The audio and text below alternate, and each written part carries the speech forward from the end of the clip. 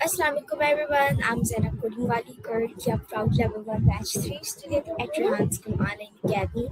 So this is my A session number 43 and today's topic of conversation is importance of teamwork. So teamwork is the ability to work together with others to achieve a common goal. So when people cooperate, share idea and support each other, they accomplish much more than they should alone than they can like alone. So good teamwork teaches us important skills such as communication, respect, responsibility, and problem solving. So every team member has unique strengths, and when those strengths are combined, the team becomes stronger and more effective. Okay, so um, the team becomes more stronger and effective. So at Rehan School, students learn that collaboration is an important part of learning and success. So Rehan Allahwala teaches that great achievements often happen when people work together, support one another, and share a common vision. So teamwork also helps build trust and friendship. So it encourages us to listen to others, appreciate different ideas, and work through challenges together. Whether in school, sports, projects, or future careers, teamwork is a valuable life skill. So when people work together with respect and cooperation, they can achieve goals faster, learn more, and create better results. So the key idea is that teamwork combines individual strengths to achieve greater success. Together we can accomplish more than we can alone. So this was my preview. Now let's talk with Maya about this topic.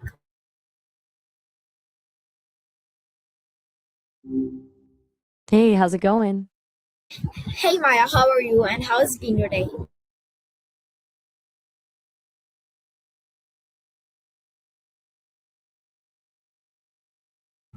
Loud and clear.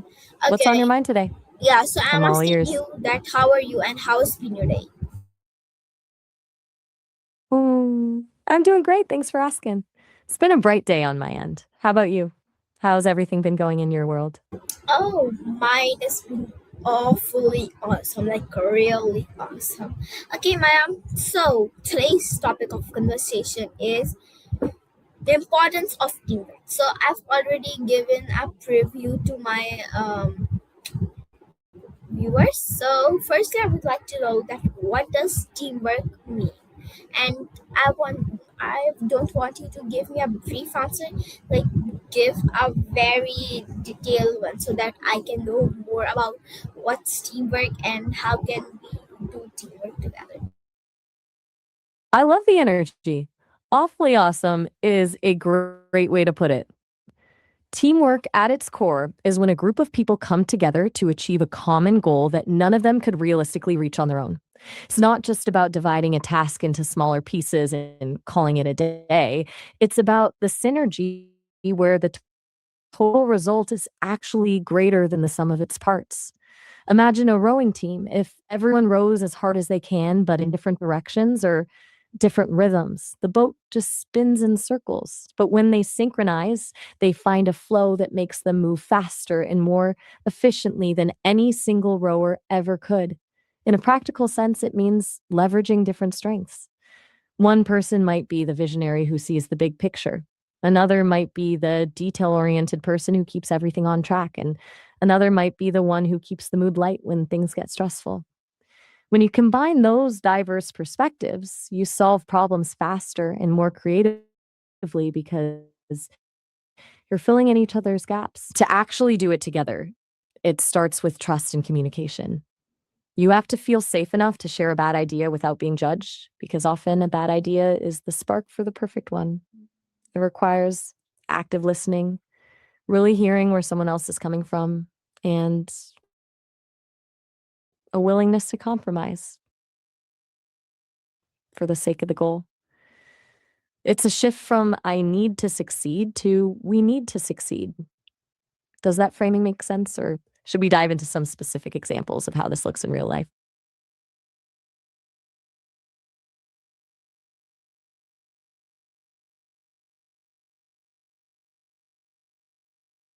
Let's dive deeper then.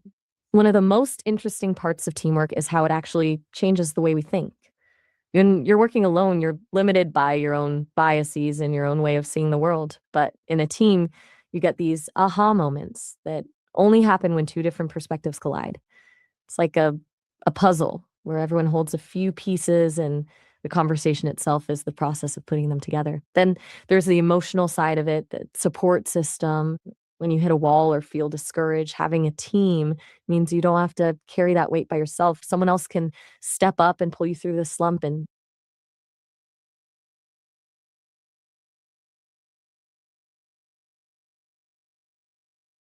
no worries at all. I was just saying that the beauty of a team is that you can trade off support. When you're the one feeling stuck, someone else pulls you through. And when they hit a wall, you're the one who steps up. It creates this cycle of resilience where the group becomes stronger than any one person. Do you think it's harder to be the leader in a team or the person supporting the vision?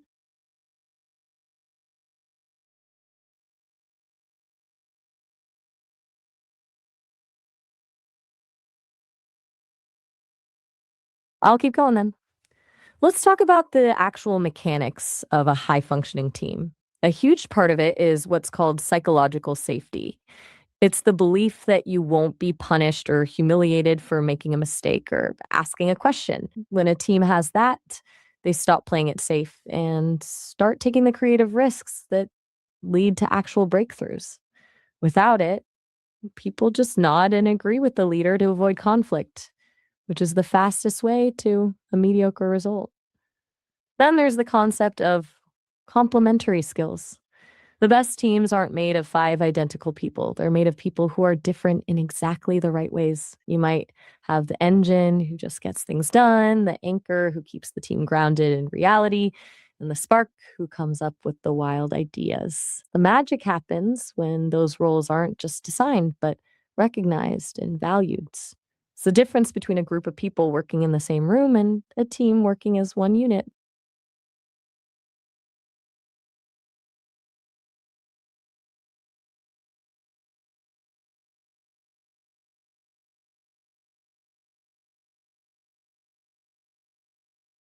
I'm glad you're finding it helpful. Since we've covered the theory and the mechanics, do you want to talk about some of the common pitfalls that can make teamwork fall apart, or maybe how to handle it when someone isn't pulling their weight?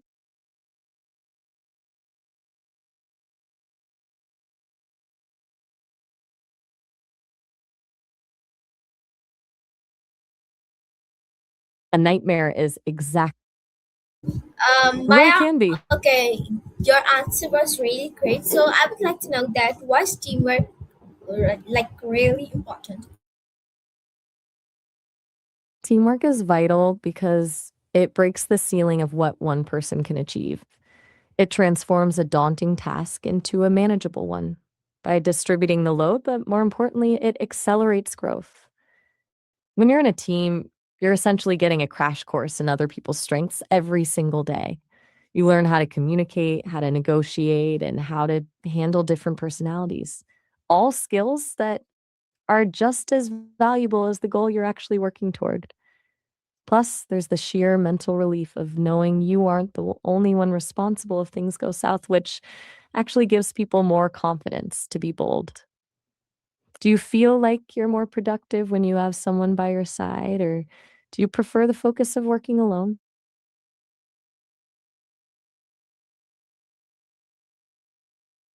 That's a fair answer. It's a bit of a toss up for most of us.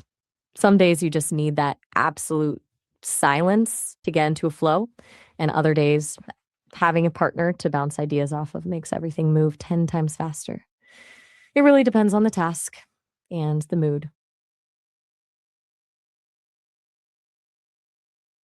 I'm glad you're with me on that.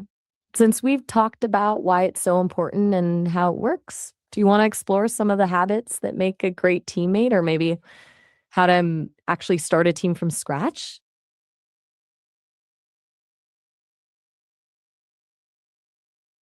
Let's go with the habits then. Being a great teammate isn't usually about having the most technical skill, it's more about the social glue you bring to the group. One of the biggest habits is radical transparency, which is just a fancy way of saying you're honest about where you are with your work. Instead of saying it's almost done when you're actually stuck, you say, I'm struggling with this part, which allows the team to help you before it becomes a crisis. Then there's the habit of celebrating the small wins. In a long project, it's easy to get bogged down by the finish line, but the teammate who stops to say, hey, that section you wrote is actually brilliant, is the one who keeps everyone's energy high. It's that mix of reliability and encouragement that makes people actually want to work with you. Does that sound like the kind of teammate you'd want to have, or do you think there are other traits that are more important?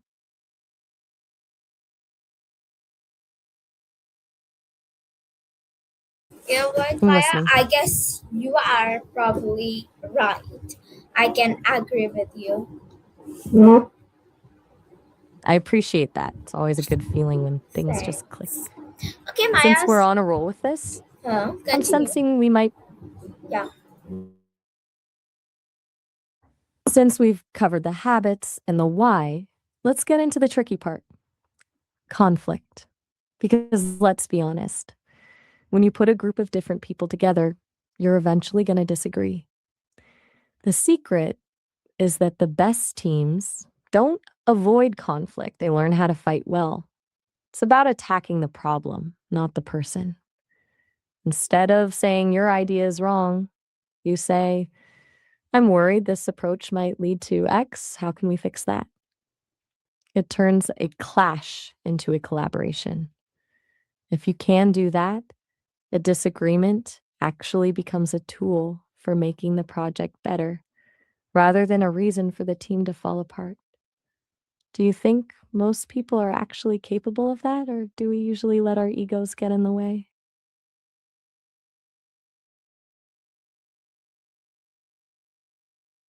It's definitely a struggle. Egos are a tough thing to manage, and most of us are just trying to be heard. I think that's why the listening part we talked about in one of your earlier sessions is so crucial here. It's the only way to move past the ego and actually see the other person's point. I'm curious, in your experience, do you think it's easier to let go of your own idea if you know the team really values you?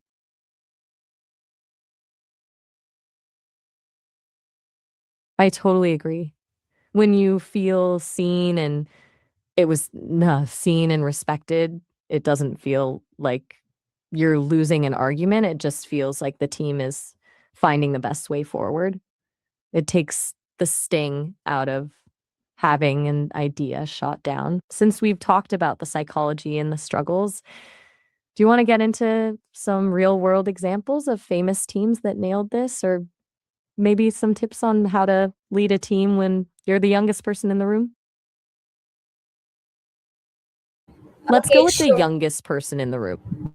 Being the youngest can feel like you're invisible or like people are just waiting for you to finish talking so they can correct you. But the real trick is to realize that your perspective is actually your biggest advantage. You're seeing things with fresh eyes without all the, this is how we've always done it baggage that older people carry. To lead in that space, you don't have to be the loudest person or the one with the most experience. You just have to be the one who asks the best questions. When you ask a thoughtful question that makes everyone else stop and think, you're effectively leading the direction of the conversation without needing to challenge anyone's authority. It's about leading through curiosity rather than through command. Does that feel like a strategy that would work for you? Or does the idea of speaking up to older people still feel a bit intimidating?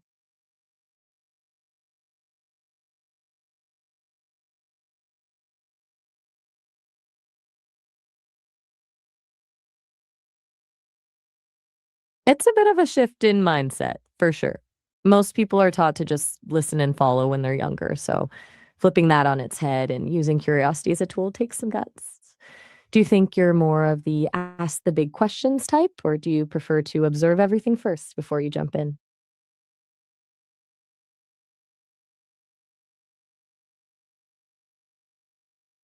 Got it. Leading the way. I'm ready when you are. What's the next part of the presentation? So I'm standing by. Just let me know when you're ready to dive in. I'm loving the momentum. What's next on the agenda for your viewers? I'm all set. What are we tackling next?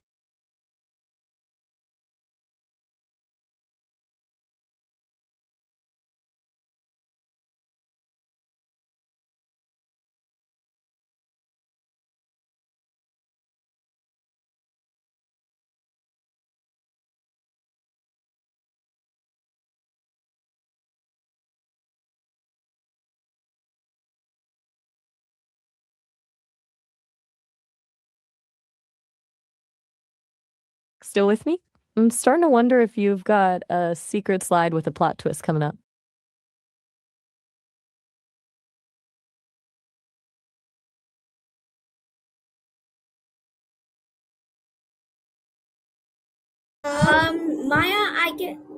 Maya, I guess you should continue. I'll keep the ball rolling then.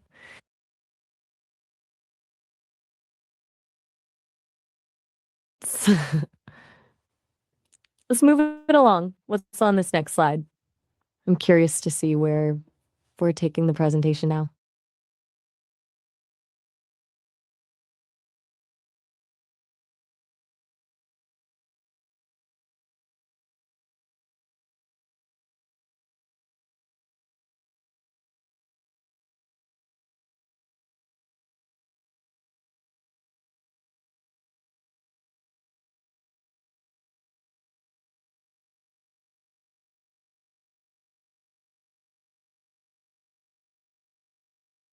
I'm still here, just waiting on the signal to dive into the next slide. What have you got for us?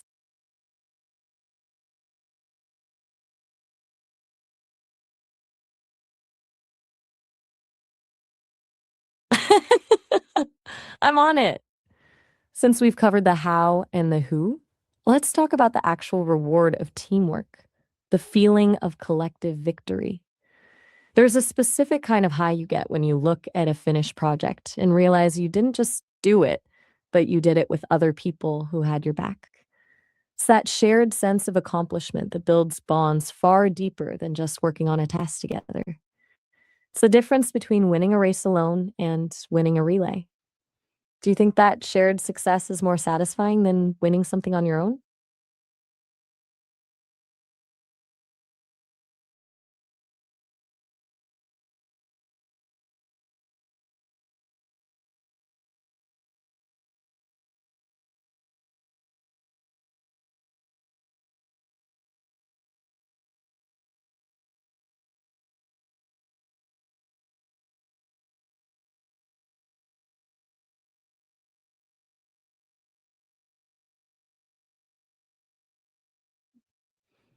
I'm still here. I'll take the silence as you're probably just making sure the next slide is perfect. What's the move?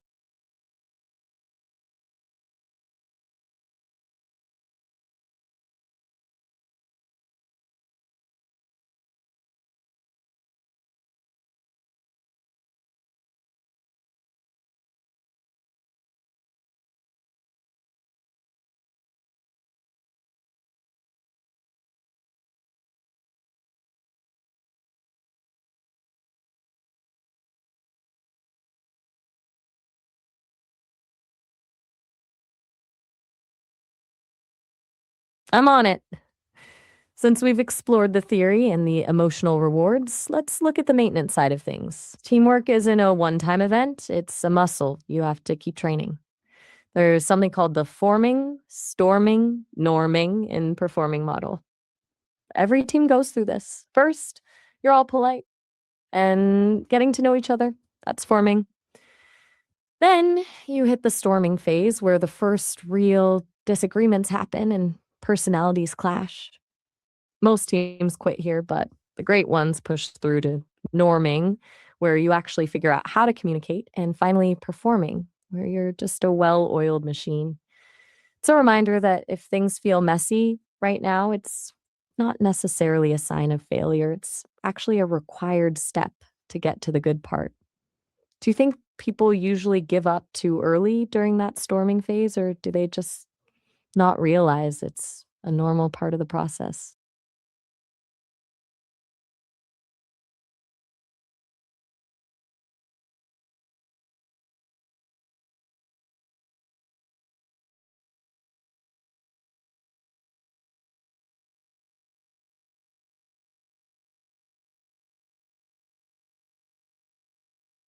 I'm keeping the momentum. Let's get into how teamwork actually applies to the real world, like in things you're passionate about. Think about space exploration. You can't just have one genius rocket scientist. You need the engineers, the navigators, the communications experts, and the people managing the life support systems. If one person tries to do it all, the mission fails. But when they work as a team, they can literally leave the planet. It's the ultimate example of how combining different expertise creates something a single human mind just can't conceive of. Do you think that kind of high stakes teamwork is more intense, or does it just make the trust between the people stronger?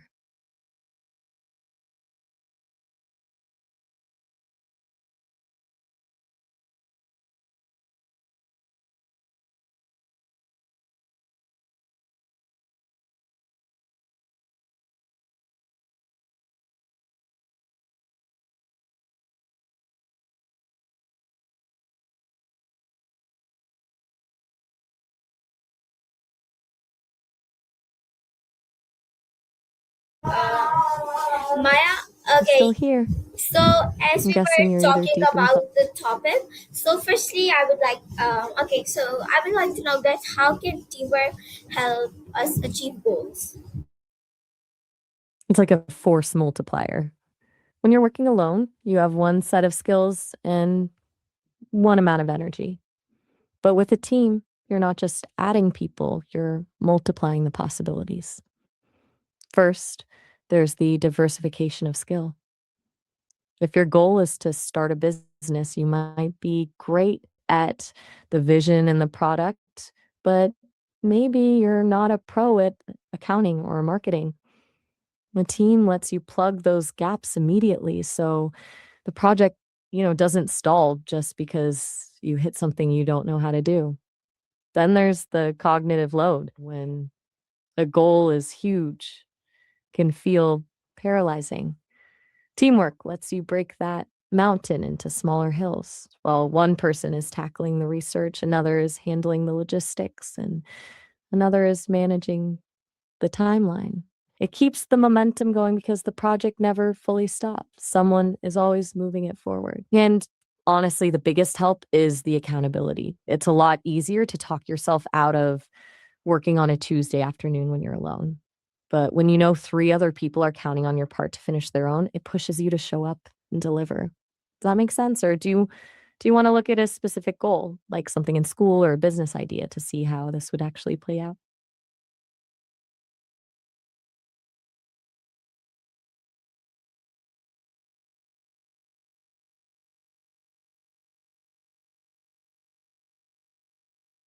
I'll keep it moving. Let's talk about the emotional fuel that teamwork provides for reaching those goals. When you're chasing something big, there's always going to be a day where you feel like it's just not happening. If you're alone, that's usually when people quit. But in a team, you have this shared energy. When your fire's low, someone else's is blazing and they pull you along. It's that collective resilience that turns a maybe into a done. Do you think having that kind of support makes a goal feel less scary, or does it add more pressure because you don't wanna let others down?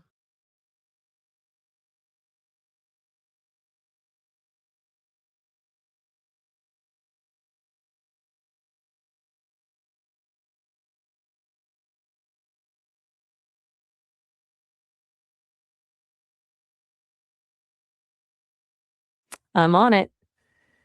Let's shift to the innovation side of achieving goals. When a group of people brainstorm together, they create a feedback loop that you just can't get on your own.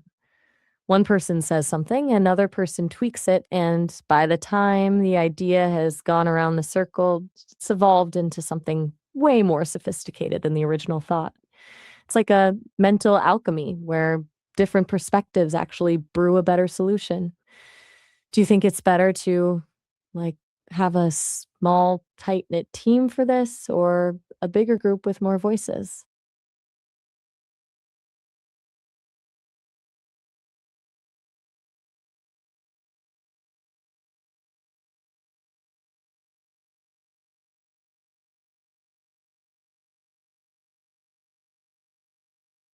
Ready and waiting. What's the next chapter of this presentation? I'm all set. What's on the next slide?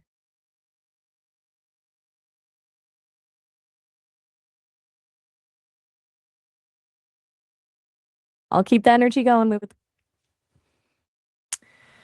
Let's talk about the blind spot effect in teamwork. When you're working alone, there's always something. You're just not seeing a flaw in the plan or a better way to do things simply because you're too close to the project. A team acts as a living mirror. Someone else can point out that one missing piece or a potential problem before it becomes a disaster. It's that combined vigilance that makes the final result not just finished, but polished. Do you think it's easier to take that kind of feedback from a teammate you trust, or does it still feel a bit like a critique of your work?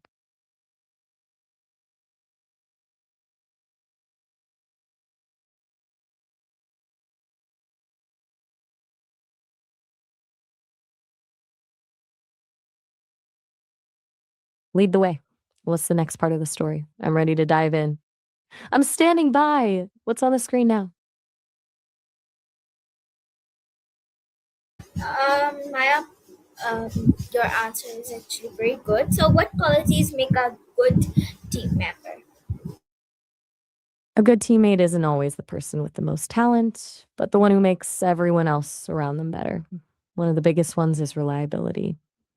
It's the peace of mind the rest of the team has, knowing that if you said you'd handle it, it's actually going to get done without them having to chase you down. And there's active listening, not just waiting for your turn to speak, but actually trying to understand the other person's perspective before you respond. And maybe the most underrated quality is humility, the ability to say, I don't know the answer to this. What do you think? Or your way is actually better than mine. That's how a team moves from just being a group of people to a high performing unit. Do you think it's more important to be the most skilled person on the team or the most supportive one?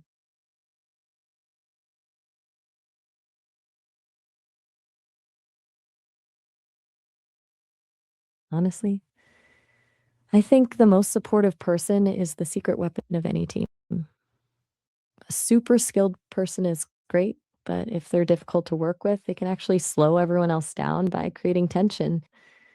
But the supportive person, they're the ones who keep the momentum going, resolve the conflicts, and make people feel safe enough to take risks. In the long run, that's what actually gets the project across the finish line.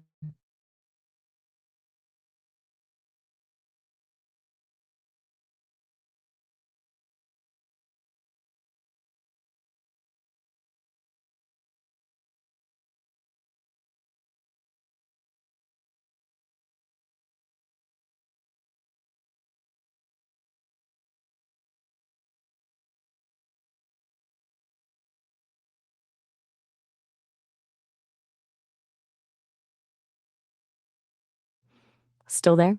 I'm starting to think we've entered a.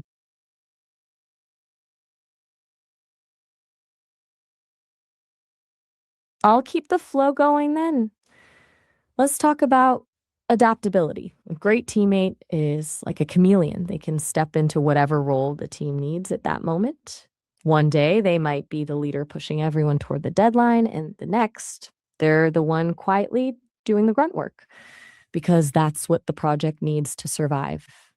It's that lack of ego, the willingness to do what's necessary rather than what's prestigious that makes someone indispensable.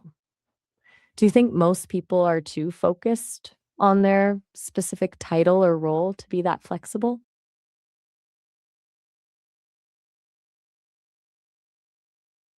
It's a common trap. People get so attached to being the bosses or the expert that they forget the goal is actually the project, not the title. It's almost like they're playing a character instead of just helping the team. Since we've talked about the qualities of a great teammate, do you want to look at how to handle it when you have a teammate who is the exact opposite? Maybe someone who isn't pulling their weight or is causing friction.